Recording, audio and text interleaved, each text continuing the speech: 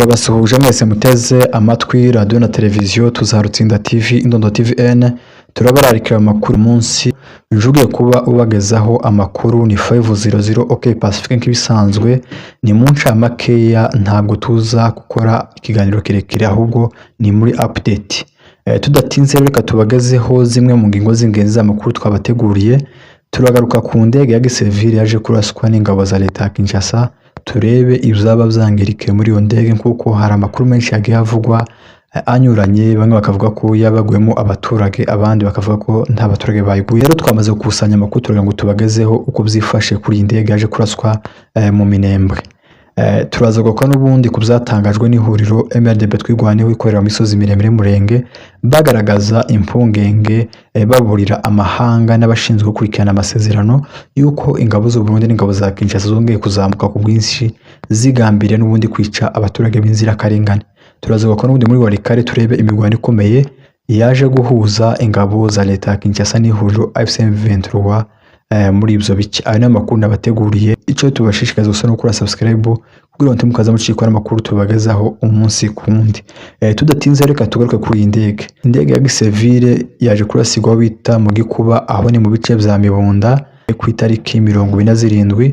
Ni indege yari ifite ibikoresho by'ubutabazi harimo ibiribwa n'imiti bari bashiriye abaturage b'abanyamurenge batuye mu gace ka Minembwe. Leta ya Kinshasa ihitamo kwirasa.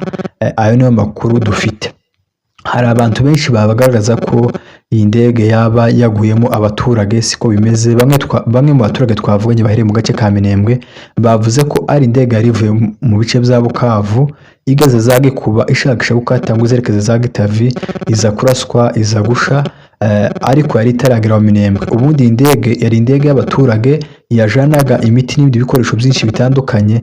Iyo imaze gushika mu Minembwe nibwo yafataga abaturage bashakisha kuzinduka, abaturage bafite ibibazo, abaturage barwaye, bakabatwara babekeza Bukavu na za Goma. Rero iyi ndege yari itaritura kubagaragaza ko yabagwemo abaturage. Siko bimeze, ahubwo ni indege yahiriyemo imiti n'ibindi biribwa byankenerwa bari bashiriye abaturage b'abanyamurenge batuye mu gace ka Minembwe.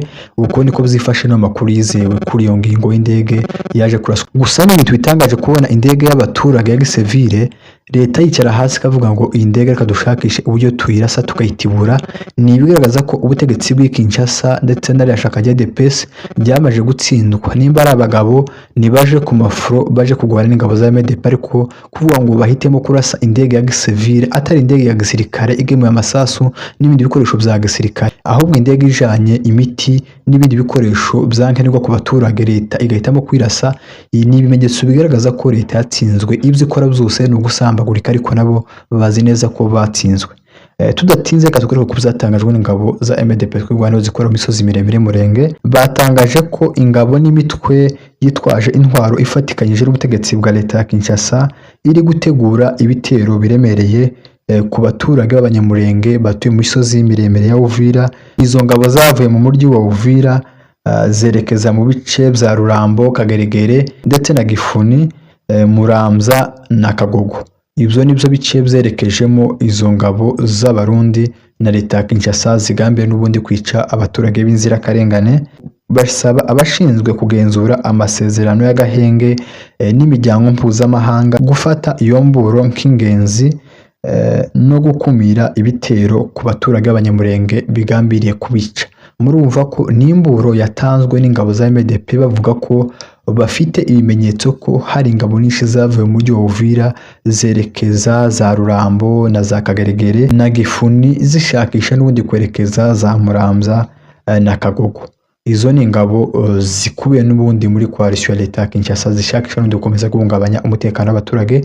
Basaba ko imiryango mpuzamahanga ikwiriye kubikurikirana hafi, kuko leta ya Kinshasa ishakisha n'ubundi kurenga ku gahenge bari bashizeho ko gukemura amakimbirane biciye mu nzira za diplomasi na politike.